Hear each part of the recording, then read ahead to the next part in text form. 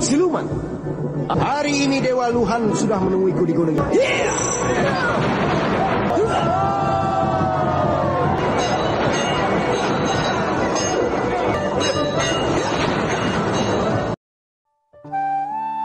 Halo Sobat Santuy, gimana nih kabarnya? Semoga sobat-sobat semua dalam kondisi yang sehat walafiat. Dan Mimin doakan semoga rezekinya diperlancar. Oke sob, untuk menemani kegabutan kalian, berbeda dengan yang sebelumnya nih, kali ini Mimin akan mengajak sobat semua untuk bernostalgia dengan masa kecil nih. Karena Mimin akan membahas sebuah film jadul yang berjudul Kerasakti. Siapa lagi kalau bukan Sun Gokong.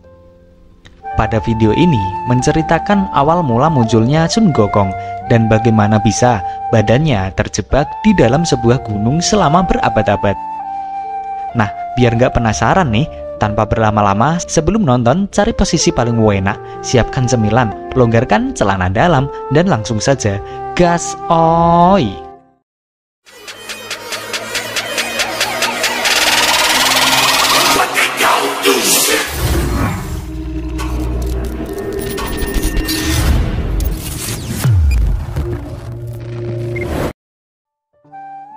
Di awal film, memperlihatkan Sun Gokong yang sedang memimpin pasukannya.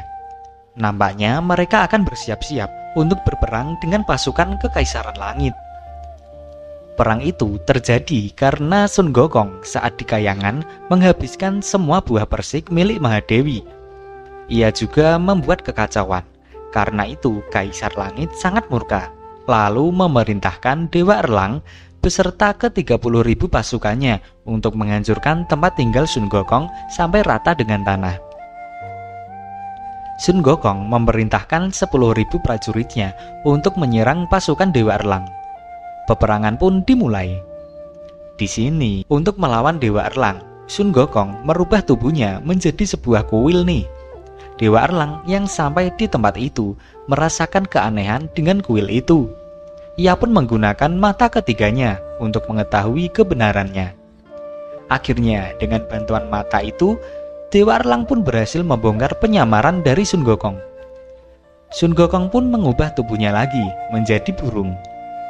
Tak tinggal diam, Dewa Erlang mengubah tombaknya menjadi panah, dan ia pun memanah Sun Gokong.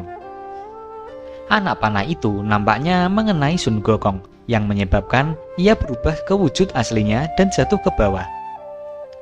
Namun ternyata anak panah itu bisa ditangkap oleh Sun Gokong dengan mulutnya. Kini Sun Gokong dikepung oleh pasukan kekaisaran. Ia pun menambah tangannya menjadi banyak untuk melawan mereka semuanya. Lalu muncul seorang dewa yang bernama Li Jing yang memperlihatkan pagoda miliknya. Di dalamnya terdapat semua pasukan Sun Gokong yang telah dikurung dan dipenjara di pagoda itu. Li Jing mengatakan, jika Sun Gokong tak mau menyerahkan dirinya, maka semua pasukannya akan dibakar sampai menjadi abu. Akhirnya Sun Gokong pun menyerahkan dirinya. Namun Kaisar Langit tak menghukum mati Sun Gokong. Tapi ia menyerahkan Sun Gokong kepada orang tua yang bernama Taisang. Taisang mengurung Sun Gokong ke dalam periuk pembuat pil miliknya. Lalu 7 minggu kemudian Sun Gokong akan melebur menjadi debu. Di dalam periuk memperlihatkan Sun Gokong yang sedang bertahan dari api yang terus menyerangnya. Meskipun Sun Gokong sangat kuat dan tak pernah mengenal takut, namun pada dasarnya keras sangat takut dengan api dan asap. Kemudian muncul sebuah bola raksasa di tengah-tengah kolam api itu. Ia pun mencoba bertahan dengan menaiki bola raksasa itu, tapi bola itu selalu memutar hingga Sun Gokong terjatuh. Ternyata itu adalah sebuah pil emas yang telah dimasak selama 300 tahun. Tak lama kemudian, periuk pembuat pil itu mengeluarkan asap dan muncul Sun Gokong di atasnya. Ternyata pil emas milik Taisang telah ditelan Sun Gokong yang membuatnya semakin kuat nih, hingga mampu menghancurkan periuk pembuat pil itu. Karena tak terima dilakukan seperti itu, Sun Gokong pun mengamuk dan berkata jika ia akan memporak-porandakan tempat tersebut. Ia pun pergi dan dengan kemurkaannya itu, ia bersumpah akan membuat perhitungan dengan Kaisar Langit. Namun, saat ia pergi belum jauh dari tempat itu, ia dihadang oleh sebuah simbol raksasa. Ternyata, itu adalah Buddha Rulai. Sun Gokong yang mengira dirinya tak memiliki urusan dengan Buddha Rulai, ia menyuruh Buddha Rulai untuk jangan ikut campur urusannya. Buddha Rulai mengatakan, jika sekalinya Sun Gokong sakti, ia tak akan bisa lolos dari Gunung Lima Jarinya. Dengan kesombongannya, Sun Gokong pun menyerang Buddha Rulai. Namun apa daya, ternyata memang benar, kekuatannya tak bisa menandingi Buddha Rulai. Sun Gokong pun disendil hingga jatuh ke bumi. Disusul dengan telapak tangan Buddha Rulai yang menindih Sun Gokong. Tiba-tiba, batu kecil yang menimpanya menjadi semakin padat dan mengurung Sun Gokong. Buddha Rulai mengatakan jika Sun Gokong yang telah mengacau kayangan, dosanya tak bisa diampuni. Ia pun menghukum Sun Gokong atas semua perbuatannya di Gunung Lima Jari, dan jika sudah habis masa hukumannya, maka ia akan terbebas. Sun Gokong pun menyesali perbuatannya itu, namun ya apa daya, ia harus tetap menanggung hukuman atas semua perbuatan yang telah ia lakukan. Waktu sudah sekian lama berlalu. Bahkan kepala Sun Gokong sudah ditumbuhi oleh beberapa tumbuhan. Ia minum hanya memanfaatkan embun di daun itu. Dan untuk makan, ternyata ia hanya bisa memakan kotoran burung yang berterbangan di atas kepalanya. Kini hidup Sun Gokong sangat menderita. Ia pun teringat dengan teman-temannya dan masa di mana ia bermain bersama teman-temannya itu. Ia juga teringat dengan masa kecilnya, sampai-sampai nih ia pun meneteskan air mata. Saat itu dia muncul dari sebuah batu raksasa. Peristiwa itu terjadi di Pulau Tungzeng. Ketika itu di tepi Pulau Tungzeng terdapat sebuah batu tua raksasa.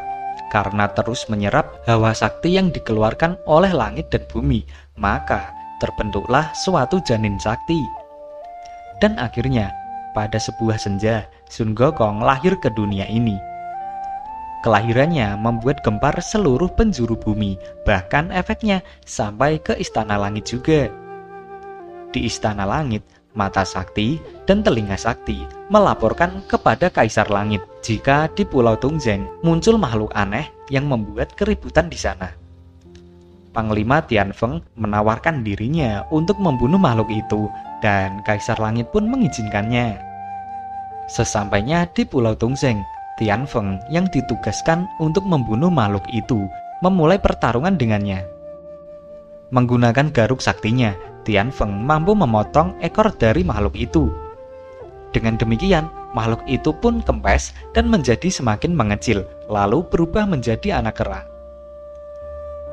Saat ia akan membunuh kera itu, muncul Dewi Kuan Yin yang menghentikannya. Ia menjelaskan jika kera itu memiliki kemampuan yang luar biasa. Kelak, dia akan menjadi pengikut ajaran Buddha.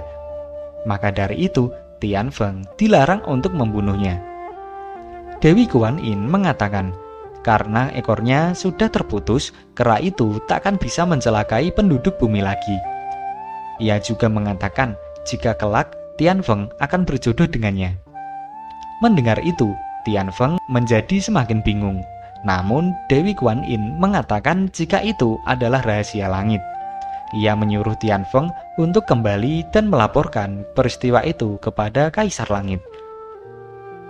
Dengan membawa ekor kera itu, Tianfeng kembali ke langit dan melaporkan semua kejadian itu kepada Kaisar Langit.